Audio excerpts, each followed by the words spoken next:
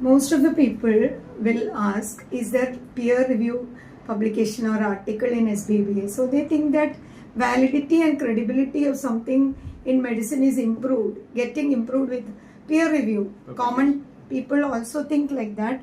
But the funniest thing is that they don't know much about peer review. Even they are not seeing any peer review journal.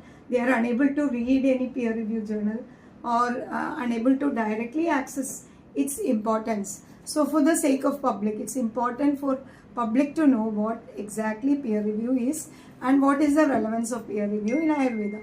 So what is peer review? Peer review means the process to judge the quality and credibility of an article regarding a treatment or a diagnosis or a diagnostic tool which is going to be, which is getting published in a journal. So it is not regarding the quality of treatment that is going to be received by an individual. Public should be understanding very clearly what I am telling. Peer review article published in a journal regarding a treatment do not mean that that treatment is perfect for you and you are going to get saved by that treatment. In fact, the treatment is not that is getting validated. What is getting validated? The article which is getting published on something, whether it be treatment or something, that is being validated for its credibility and quality. So an article is something which is emerged, which is written by the author. So what matters in the article? Two things matter in the article. One is accuracy of the article, and second, accuracy and article will include honesty of the author also, and second, validity of the research methodology employed in that study. Two things. So the accuracy of the article, again, we cannot say there is no process to review the character, integrity of that author, right? So author can publish anything which is considered to be valid according to him, accurate according to him, but at the same time there are lots of examples of fabricated data and also manipulated images which are getting published in the article. So that depends entirely. You cannot standardize the quality of the author, the integrity and values of the author.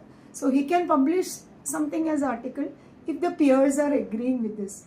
And also the images, many images are manipulated. So what are your thoughts about, first of all, regarding the accuracy of the article, regarding what is getting published in that journal? They will be testing a drug or some unknown compound. Unknown compound means synthetically they will be preparing a drug or molecules which are active principles, and they will be double-blinded studies. So they will be giving to patients without considering their status, without considering their disease status. So without considering anything, they will be blindly giving, and they wanted to get an unbiased result. So this is regarding the effects of drug, side effects, adverse effects, what all are happening. So they will be taking an evidence of that, statistical evidence. So this many percent had this much effect, and this was the other percentage was having this much risk. So based on that evidence or statistical evidence or benefit risk of the drug, based on that they will be preparing the article and it will be submitted for publishing. So it is basically the methodology which is adopted in the research articles of peer review journal is biostatistical methodology. Yes. So it is based on double-blinded studies, as you said, randomized controlled trials, which are considered to be golden standard of research in modern medicine, because in modern medicine they are synthetically preparing something or extracting from plants something active principle and they are modifying it into a drug, and there 3-phase trials are being done. First in an isolated setting, second in animals to study toxicity, and third they are directly going to apply that compound which is never applied in human beings before for the first time in human volunteers. For that they are choosing healthy human volunteers and patients as well. So they are comparing the benefit risk ratio, as it is an unknown compound. It is a less known drug in human being, because human being is a highly complex, unique biological system where continuous dynamic, human beings are dynamic, constant changes can happen with regard to many multiple factors which are in interplay within the body of the human being. So anyway, this new compound is going to be introduced in a population. Again, it's not an individual, it's a population. And what kind of population it is? It is a random population. Doesn't have anything common. It's a random population where this thing is introduced, and they are collecting data. They are collecting data of observations after administering this compound for a particular period of time. They are classifying, analyzing, and interpreting again the data which is emerged from the population, and they are calculating p-value. So that is a statistically significant, means p-value they are checking for. P-value is a technical term, you can refer about it. So p-value, finally, as I have limited time, I have no time to explain all this, but finally p-value emerging in population is being verified, and finally they are concluding that this particular compound is, this study statistically significant or not. So statistical significance has got absolutely no relevance in clinical scenario of an individual patient. This is a statistical significance, what you are getting from a population study in numbers, data of benefit risk, that also benefit risk of the drug administered to that population. Every person can have multiple different kinds of diseases, different kinetics, different kinds of, their detoxifying mechanisms can be different, drainage mechanisms, immune status can be variable, but despite of all this variability, finally the data is collected from a population. It's action of a drug.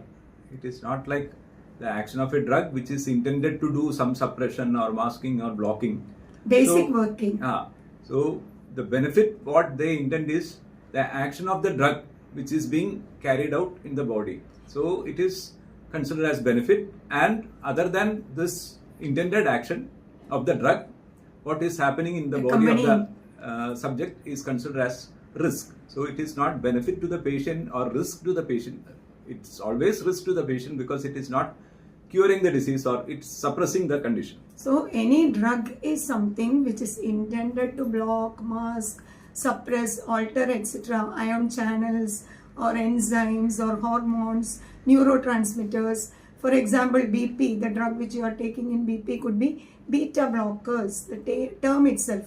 Angiotensin converting enzyme inhibitor. So the term itself conveys the reality. It's not something which is intended to reverse the cause mechanisms behind your rise in BP. Rather, it is just intended to block the neurons or to block the enzyme activity, etc.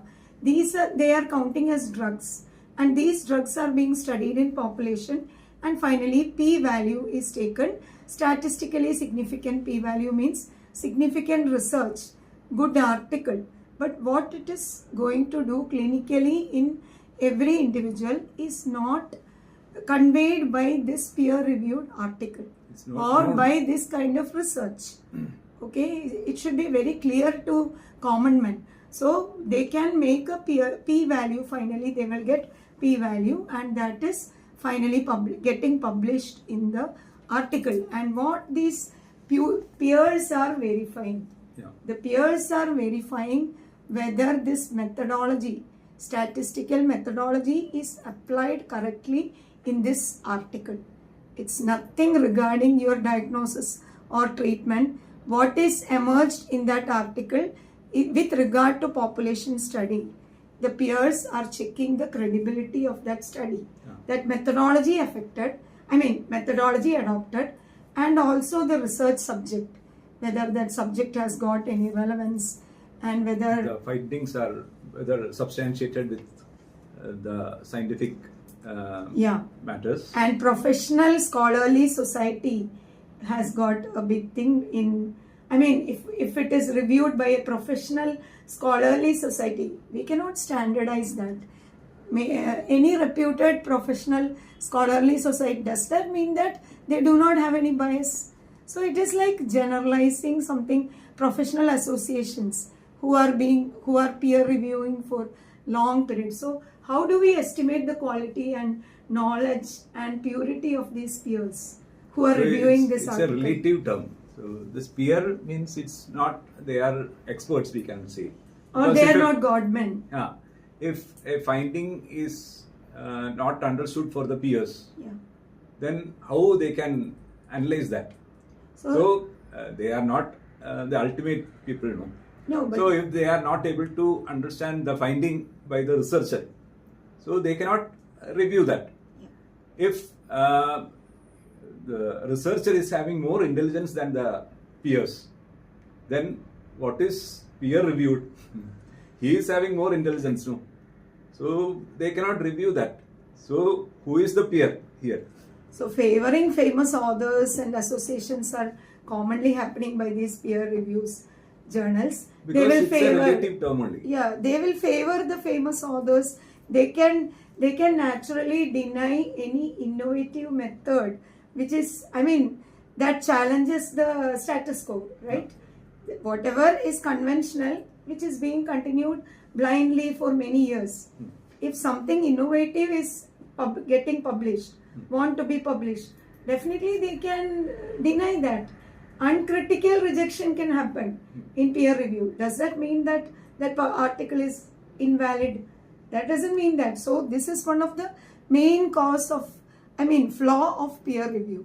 That peer review doesn't mean that the article is credible, or even when article is credible, we cannot say that treatment is credible and valid in clinically. Also that there is no surety that the drug will save people. That's what. Because it is done for benefit risk. Yeah. So they cannot, they are claiming that it is reproducible.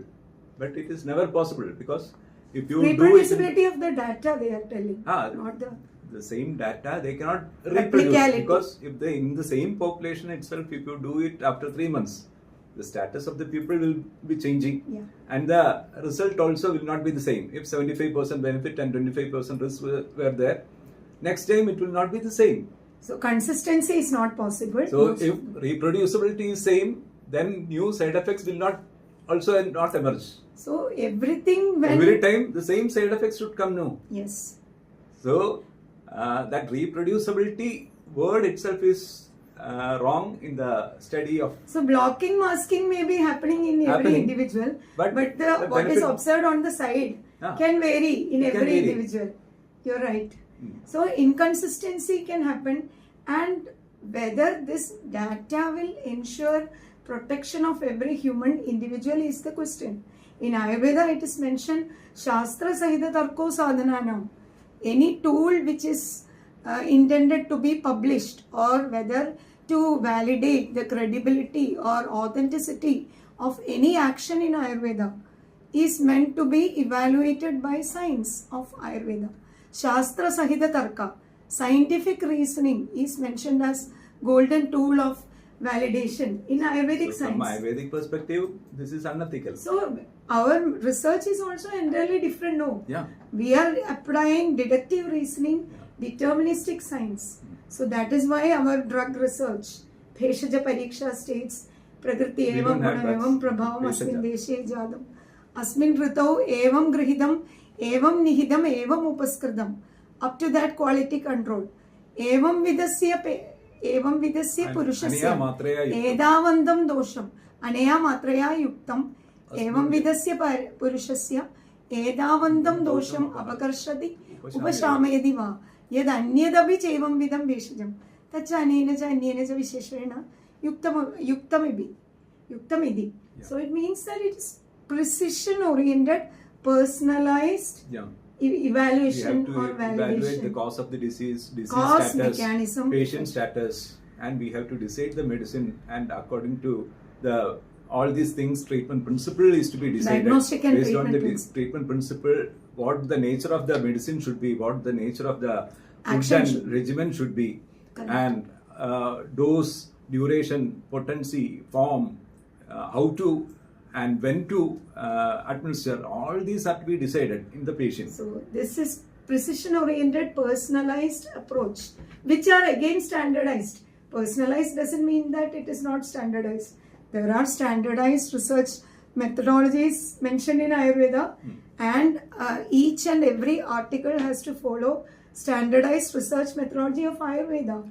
So And there also, no statistics is required, no because statistics. 100% when we are trying to reverse a disease, the treatment principle decided should 100% reverse that condition.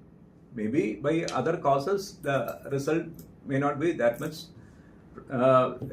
equal in all people, but the mode of management should be same in all, with which we need to we will be able to reverse the condition. First of all, Ayurveda is a science which advocates reversal of cause mechanisms. So it's really important that in Ayurveda, diagnosis and treatment is standardized by diagnostic and treatment principles, tattvas. Karya tattva visheshatnya pratipattau na muhyadi. Which means what? Karya tattva visheshatnya, one who is proficient in diagnostic and treatment principles. Pratipattau na muhyadi, he will not get confused in clinical practice. Amudha balam apnodi yad amoha nimittajam. So Ayurvedic science and Ayurvedic research methodologies are designed in such a way, such a meticulous way, to abandon probability, to abandon confusion, to attain clarity, to attain precision, to attain confirmation. Such kind of research methodologies and tattvas, diagnostic and treatment principles, are advocated in Ayurvedic science. So when somebody wants to publish an article in Ayurvedic science, it should primarily follow Ayurvedic research methodology, and secondarily science-based research methodology. Ayurveda is not a tradition like some grandma's therapy or tribal healing. It's not a tradition. If it is a tradition with no scientific base, definitely some sort of validation is required by some reductionist means. That is not a condition of Ayurveda. Ayurveda is science-based medicine. It has got science, Ayurvedic science-oriented validation methodologies, algorithms, principles and techniques, which are to be adopted in Ayurvedic science review research. Yeah. So there we reach. Ayurveda, the journal should be science reviewed and not peer reviewed. Then there will be consistency. Everything is different because we are knowing the patient, we are knowing the disease, we are knowing the aushadha which we are selecting. It's not unknown drug which we are The medicines in Ayurveda are backed by basic and applied research documented in Ayurvedic science. So we need not do toxicity studies or other things. Whatever is according to the treatment principle we are selecting, it will be definitely acting on the target itself, and it will be reversing the disease or reversing the cause mechanism. So that needs no statistical evidence. Only causal reasoning evidence is required. Only evidence required is healing of the patient. Healed patient plus causal reasoning.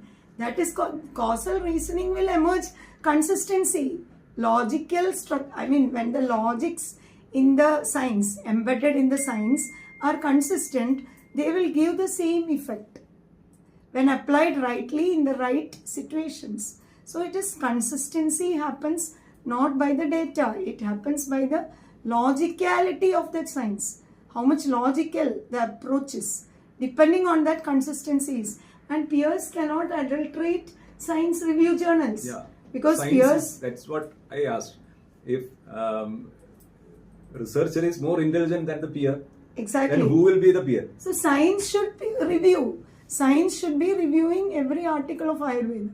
And all peers should compulsorily attain deep-seated orientation in Ayurvedic science-based medicine review process. Then only any review is worth. Now what is happening? There is confirmation bias and there is also prestige bias. When a reputed author is sending some article, oh, this sir has got this many awards, we should accept it. What a kind of unethical and biased approach it is. And finally, when it is getting published in a now recently one Ayurveda article got published in Springer Journal. Springer Journal doesn't know anything about Ayurvedic science approach, about the treatment. It was regarding the treatment. Science. They don't know how to validate Ayurvedic treatment, how to validate Ayurvedic research methodology. Based on modern tool of biostatistics, something is written, and in that article it is mentioned active principles they have mentioned as a cause of recovery of the patient, one cause of recovery, and some principles are forcibly integrated, Ayurvedic scientific principles. Forcibly, that is wrong also, but nobody to review. Finally getting published in Springer considered as ultimate publication. That is very misleading, no? So regarding replication, repeating the study, replication means it's one important part. A study will be repeated in another setting to confirm, validate or extend its findings. So you are telling that it can be different, no? So they have added one more word to it, to extend the findings, whatever findings. If the result will be the same, then there is no need of cohort study, long-term Y2 study. And also one hallmark of their study is falsifiability. If falsifiability is their hallmark, then whatever the conclusions they are making, it will be a lie only, no? It will be invalid, no? It's a lie. It because is it's falsifiable. It is falsifiable. At present, it is considered as a medicine. Means once it is published in journal, they consider it as medicine. It will not be a medicine, it's only a drug. But you know what they are telling is they are updating. Once they understand that these drugs have problems, they are discarding it. But what about the population who have received them already? Never make a medicine because this will be continuing. One drug will be replacing the other, more side effects, more adverse effects. So this will be continuing. No, for them it is the evidence-based medicine. They are evolving. But this evolution is causing a lot of harm and destruction to humanity that they don't consider. Even the negative studies are suppressed. The negative findings, no, this will be funded by reputed organizations or pharma companies. So the negative things will be suppressed. It will not come out. Only the positive findings will be. It can never be a science because this is statistical evidence only. Statistical evidence of drugs. Drugs. That is what it is. So there is no causal reasoning in biostatistical research. Even if they say data is being studied, it is not individual, it is not unique in environment of the individual, it is not the response of treatment in that particular individual. Not regarding reversal of the not disease. Regarding primarily, not regarding anything regarding the reversal of cause mechanisms of the disease. Healthy. So complexity and context sensitivity, all these are problems, and peer review can be finally considered as a black box. It is a poor method to detect fraud. Anything can get peer reviewed easily if you have good reputation, if you attain good reputation, or if you know if you have financial. Selection of peer itself is controversial. So who will decide who is peer? They are telling that experts are peers and we those have are science methodologies. Science reviewed journals will be perfect. Science is standardized. We can evaluate peers with science in science reviewed journals. But that is not the condition in statistics. Peers means those who are having expertise in this particular field and statistics, both. But that is again. And how their findings are being concluded or findings are analyzed. That's to check that. No need of peers even. No formal training is received by the peers. I have checked. They are not receiving. Sometimes a new person, sometimes experienced people will be called for peer review. A drug which even in minute slight overdose can cause toxicity. So such drug is unethical, no? As well as it is not reversing the cause mechanism. So it became more unethical. So this unethical drug is evaluated by the peers. So initially itself it cannot be considered as a study even because it's unethical. It's not reversing when a disease process is suppressed, what can happen? What all can happen? Nobody knows. Nobody Sooner knows. Or later. So it is unethical, highly unethical. So that is published in a journal means nothing. There is it will never become a medicine. It will never become a science. So it is mentioned in Ayurveda, Shuddhastu Shamed Nacha Kopet. So in Ayurveda, only that is recognized as medicine which will produce the intended effect and not produce any undesirable effects. Side effects, So adverse effects. that undesirable effects should not happen only if a medicine is administered as science-based medicine and not as statistical medicine. So peer review, finally, it means that peer review is introduced in Western medicine because there is no obvious alternative.